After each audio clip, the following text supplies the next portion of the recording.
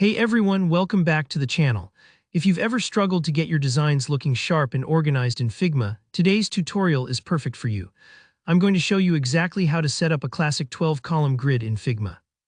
By the end of this video, you'll have a reliable foundation to make your layouts cleaner, faster, and way more professional, whether you're creating websites, apps, or any interface design.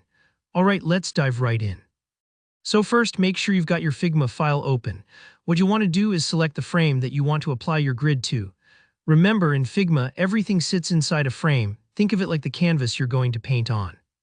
You can create a new frame or select an existing one by clicking on it in the Layers panel or just using the Selection tool. Once you've got your frame selected, look over to the right side of the screen in the Properties panel. Here you'll see a section called Layout Grid. This is where all the magic happens for setting up those guidelines that keep your designs looking orderly.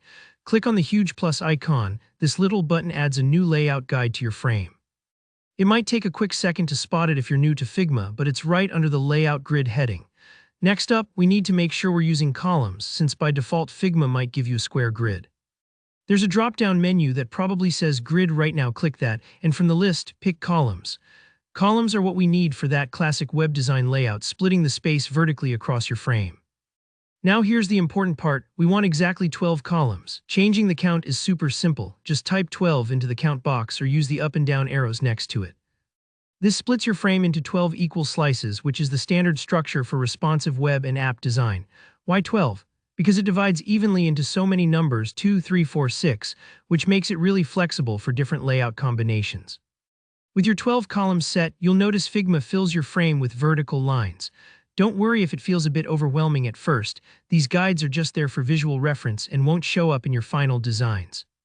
Before we move on, let's tidy up a few details. You can change the color of the grid lines to something that stands out against your design, or tone it down if it starts to feel distracting. Just click the color swatch and pick any color you like. Some people prefer a light red or blue. It's totally up to you. Next, you might want to adjust the type. This just determines whether the columns are stretched, centered, or aligned to the left. For most web layouts, stretch works perfectly because it spreads your columns evenly across the entire frame. But if you're working with a fixed content width, you might try center instead. Don't forget about width and gutter.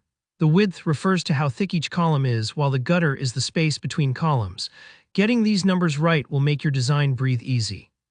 A typical setting might be a 60-pixel width and a 20-pixel gutter, but don't be afraid to experiment based on your project needs.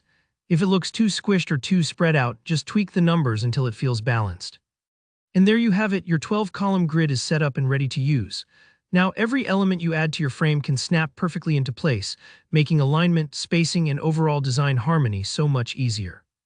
Give yourself a pat on the back. Setting up your grid is one of those pro moves that really pays off down the road.